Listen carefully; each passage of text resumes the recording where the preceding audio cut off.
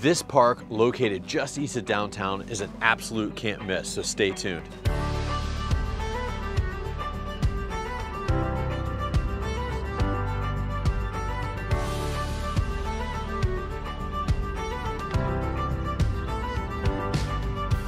Hey, what's up guys? Andy Howell here, local real estate agent right here in Columbus, Ohio. And today I'm so excited to bring you a dive video tour here of the Franklin Park Conservatory. But before we get into the video, please reach down, hit the subscribe button. As you know, we've been making videos about Columbus, what it's like to live here, the cool things like Franklin Park Conservatory that are here. No matter what you think about, or what you think you know about Franklin Park Conservatory, if you haven't been here yet, you're definitely underestimating this place. There are like 100 acres here that are a public park that you can explore. Not all of it's public, some requires an admission, but just get here and check it out. This area, as you see it today, was built way back in 1895 and is today on the National Historic Registry of Historic Places. It was originally created though back in 1852 when the Franklin County Ag Society bought this land and actually hosted the first county fair here. Now, the county fair is located, at a different spot up on 71 now, but the Ag Society saw what an important piece of land this was. But it really wasn't until the World's Fair in Chicago in 1893 that the city was inspired to create a horticultural center similar to the Exposition's Glass Palace. So today, several generations later, the public, the public, are still benefiting so much from the initiative, the vision that the city leaders had way back when. Today, there's just so much to explore here. We are currently in the flower gardens on the southeast corner of the park. What an amazing garden it is. But aside from just this, there are loads of other things to see. There's several simulated biomes you can see.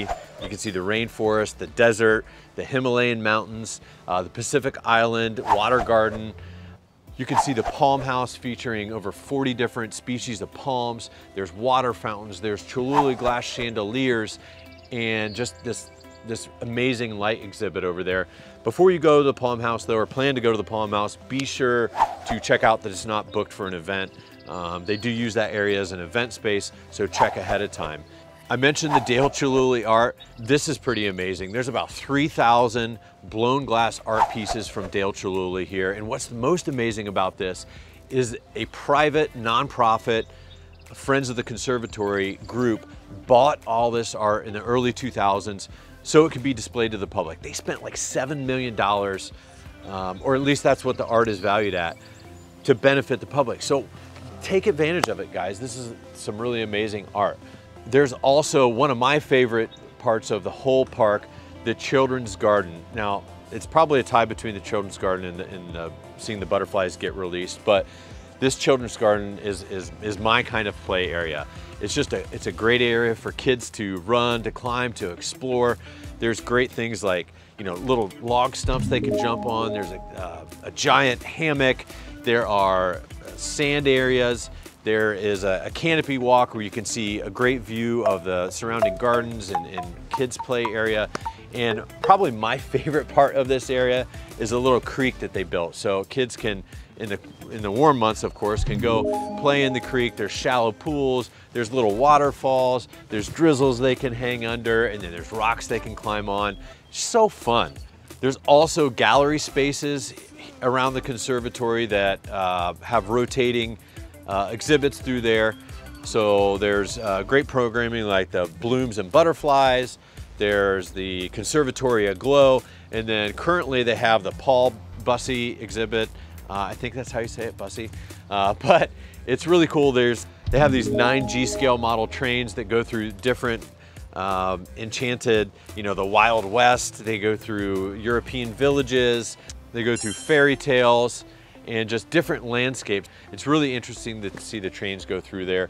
And also pay attention, there's like 51 art pieces made from plant material, which is indicative of the Paul Bussey style. So definitely check that out. That's gonna be here all year. There's also a weekly farmers market here. There are summer kids camps. There are tons of adult and kid programming here with different classes. There's anything from landscape architecture classes to how to make a wood-fired pizza. So just tons of things to do here. So I mentioned learning how to cook a wood-fired pizza. Check it out. You got the little wood-fired pizza oven right here. I believe this is just free to use anytime. You could have a pizza party here and just like,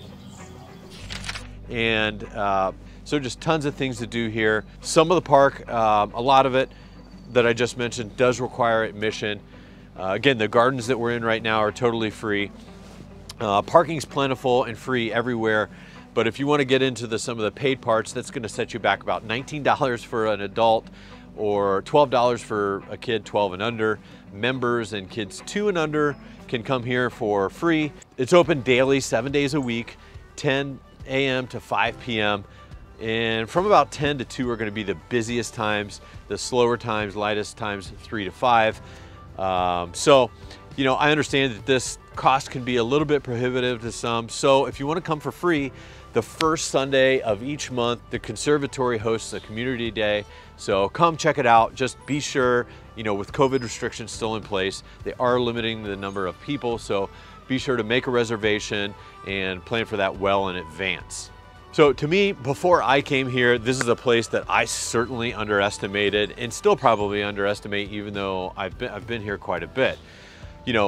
Come here, bring your family, bring a date, bring a photographer for pictures, come out solo, find your purpose amongst all these flowers and everything. Just come out here. This is a great community resource, and it's not as well used, I don't think, as it could be. So come check it out. If you have checked it out, let me know down below what your favorite part of the conservatory is. And if you have any questions about the conservatory or just about living in Columbus or anything at all, drop me a line, shoot me a text, shoot me an email. Would love hear from you guys each and every week from all across the world, and happy to help you with anything I can. Thanks for watching, guys, and have a great day.